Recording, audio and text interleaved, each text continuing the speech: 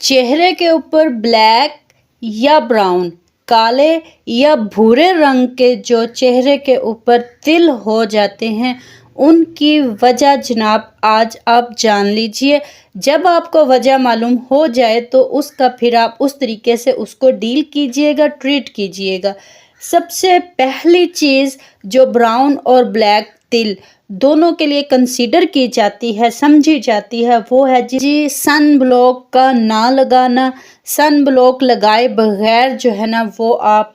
Direct sun light में आते हो, डायरेक्ट सूरज की छाँव में आते हो, जिसकी वजह से सूरज की रोशनी जो अल्ट्रा वायलेट रेज होती हैं, शुआएँ होती हैं, वो आपकी स्किन पर डायरेक्टली आती हैं, जिसकी वजह से ब्राउन या ब्लैक तिल आपके फेस पर हो जाते हैं। मेजॉरिटी लोग जो है ना, जैसे कि ये मेरे पास एक रिवाज यूके का सन ब्लॉक पड़ा है, 60 SPF है इसका। हालांकि ये सब इसके ऊपर बेनिफिट लिखे हुए हैं, anti dark spots, anti darkening, मतलब कि डार्क स्पॉट्स को कम करता है, रिवाज यूके का। लेकिन इसका जो है ना एक साइड इफ़ेक्ट है, वो ये है कि जिनकी स्किन ऑलरेडी फेयर होती है ना, गोरे रंग होते हैं, नॉर्मल फेयर,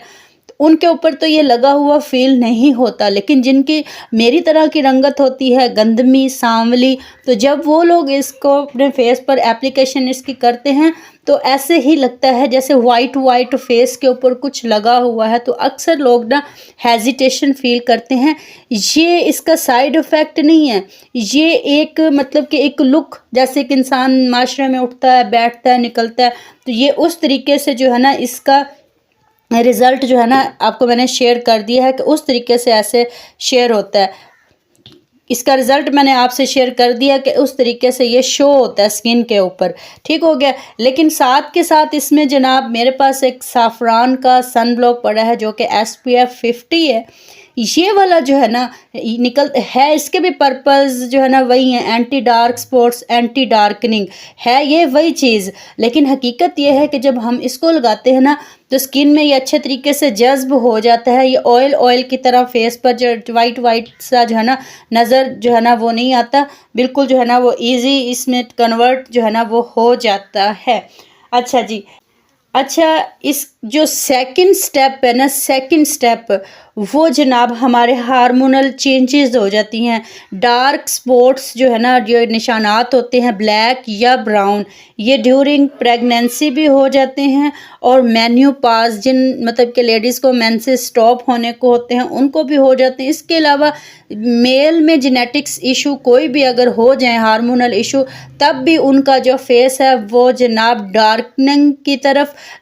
की तरफ यानी कि ब्राउन और ब्लैक तिल भी उनके फेस पर हो सकते हैं जनाब। इसके अलावा जिन लोगों को डायबिटीज़ होती है, शुगर होती है, उनकी भी ये कंडीशन स्किन की ऐसी हो जाती है कि उनकी भी जो स्किन है ना वो डार्कनिंग की तरफ, चाहे वो ब्राउन स्पॉट्स हों, निशानात हों, तो चाहे वो ब्लैक हों, उनकी तरफ जो है ना वो अपीयर होना शुरू हो जाती है। इसके अलावा इन्फ्लेमेशन, मतलब कि डार्क स्पॉट्स जो है वो फेस के ऊपर, कोई आपको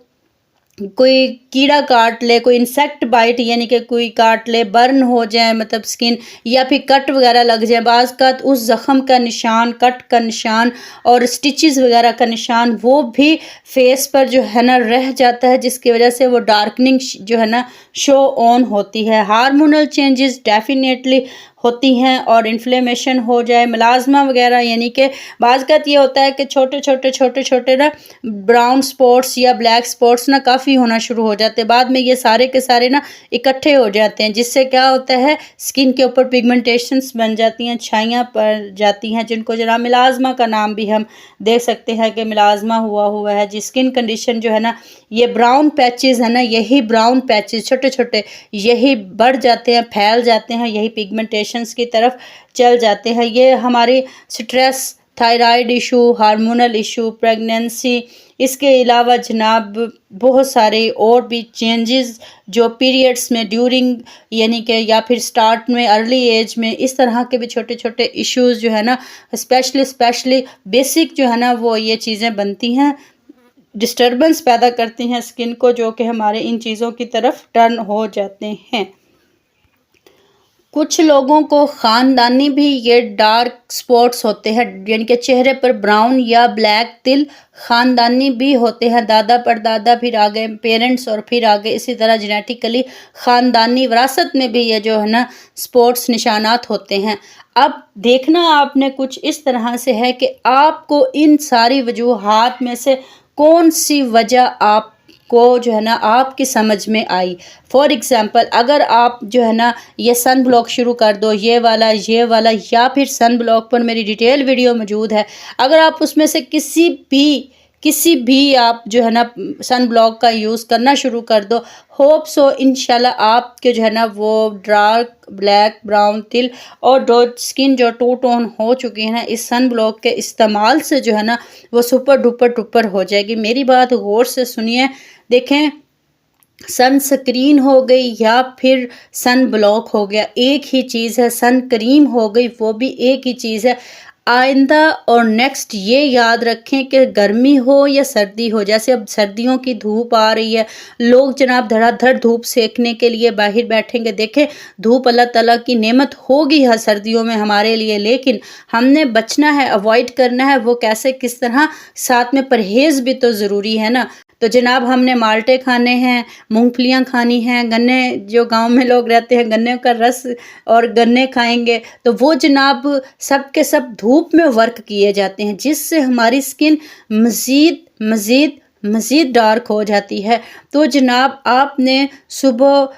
7, 8, 9, 10 और 11 बजे तक अपनी स्किन पर आप जो है ना 10 बजे तक 11 बजे तक आप अपनी स्किन पर धूप को ले सकते हो, लेकिन आफ्टर दैट आपको सन ब्लॉक लगाना ही लगाना पड़ेगा। तो अगर अपनी स्किन की केयर में ना सिर्फ़ और सिर्फ, वैसे तो और भी बहुत डिटेल वीडियोस मेरे चैनल पर मौजूद हैं, लेकिन अगर आप एहतियातन आज से ही जो है ना सन ब्लॉक का यूज़ शुरू कर दो जो आपकी स्किन को सूट करे, जिस पर मेरी डिटेल वीडियो मौजूद है, तो होप सो कि आप बहुत सारे मसाइल पर जो है ना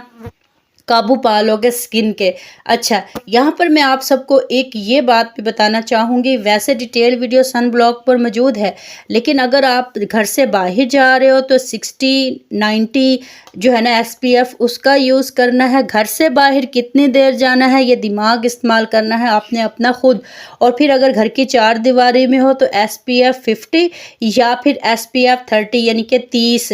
40,